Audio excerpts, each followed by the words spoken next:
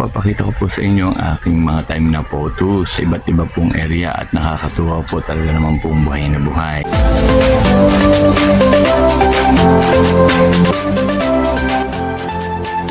Hello po, magandang araw po. Ako po si Sir Benji, ang inyo pong Sir Plantito. Narinig po ako sa garden. Medyo maingay lang po at gawa po may ginagawa pong apartment din sa tapat ng aming bahay. Habang naglilibot po ako, nakita ko po yung aking mga halaman. Ay natuwa po dahil napansin ko po yung aking pong photos. Ay ang dami po. Nakakatuwa po yung lahat po ng mga tinanong ko sa iba't ibang area din sa garden ay buhay na at ang iba po ay pwede pong bawasan para po i-propagate. For today's video po, papakita ko po sa inyo ang aking mga time na photos sa iba't iba pong area at nakakatuwa po talaga naman pong buhay na buhay. Third po ay tayo po ay magpo-propagate para kita po nyo kung paano ko po pinadadami ang ating photos. Kasi po yung pong photos po na pinropagate ko dati ay nabili na po at ngayon po ay yan po ang lagayan po ng photos ay photos propagation ay kakaunti na.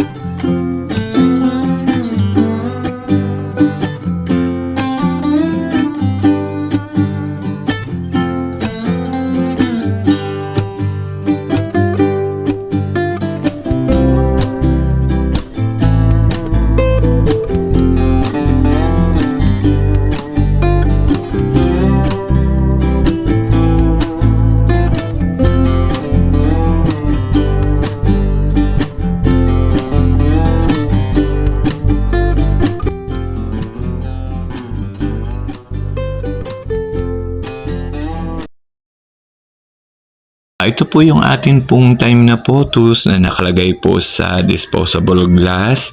Ito po yung mga photos po na akin pong pinagbibili na tigto 25 pesos. Mapapansin nyo po medyo marami na pong pwede pong ikat at para po i-propagate. Kaya po ito po ay ikakat po natin para po mas lalo po tayo makapagparami po ng photos po na pwede po natin muling may pagbili.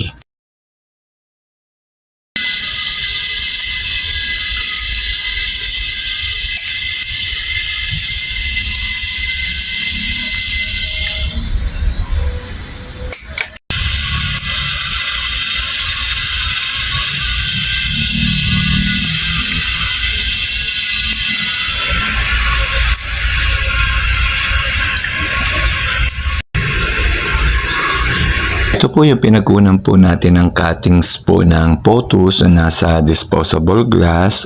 Kaso kakaunti po ang ating nakuha, kaya kukuha pa po tayo sa ibang pots.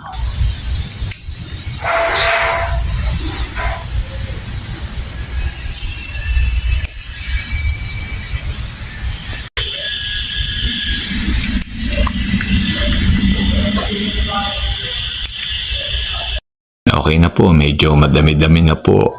Dini po sa garden may 3 pong klase ng variety po ng pothos.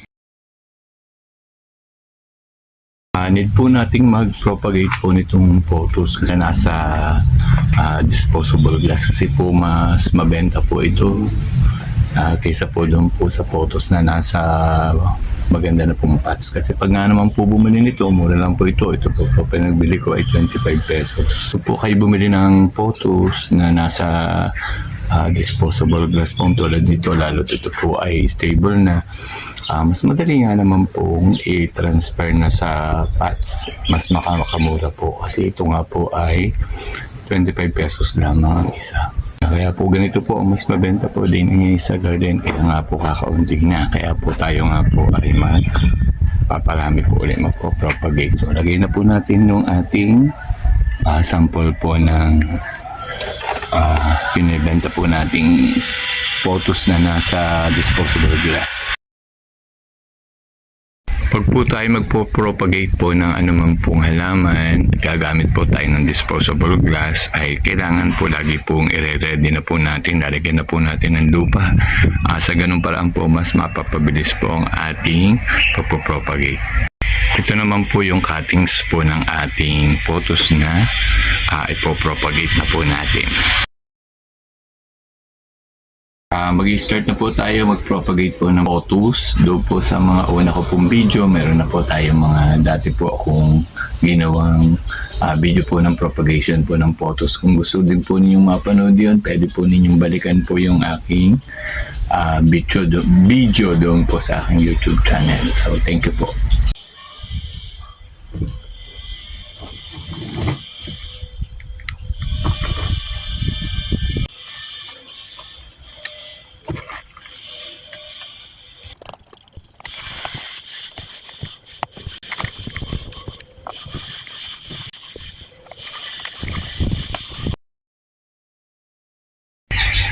Okay na po. Yan, na-propagate na po natin. Ito po ang ating pinropagate pong pothos. Dini po sa garden, may 3 pong variety po ng pothos. Ito po ang isa.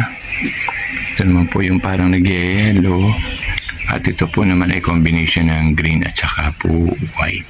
Pag ganito pong bago pa lang pong tanim, hindi ko po muna nilalagay doon po sa area kung saan po doon po yung mga pinropagate kong pothos kasi po medyo mainit-init po. So mamaya ko po siya dadalhin pag po malilom-lilom na. So papakita ko po sa inyo mamaya kung ang pinaglalagyan ko po nitong mga pinropagate pong pothos. So far po hindi pa po ito pwedeng ipagbili kasi hindi pa po siya stable. Ang pinagbibili ko lang po ay yung mga stable na para po kung itatransfer po ng bumili ay talaga pong maayos na po ang ugat at hindi na po siguradong mamamatay pag itinransfer po sa pots. Malilong na po, atin na pong ilalagay po itong mga pinropagate po nating pothos doon po sa tamang pong area kasama po ng mga iba pong pinropagate. Pero i-separate po natin yung stable na sa babago pala ang pong pinropagate. Ito po yung ating pinropagate na pothos. Ito naman po yung stable na kaya po nakahiwalay. Ito naman po yung pinropagate. Ito po yung stable na. Yan po ang stable na. Ito po yung pinropagate. Bali tayo po din sa garden ay may 3 pong variety po ng pothos. Buti po at nakaraos na po tayo ng pagtatanim po ng o pagpapropagate po ng pothos ay medyo papadilim na po para po ding uulan. Kaya po sana po ay nagustuhan po niyo ang video natin ngayong araw na ito. Huwag po kayong magsasawang manood ng aking po mga simpleng video. Muli, salamat po sa inyong pagsubaybay. Bye-bye po!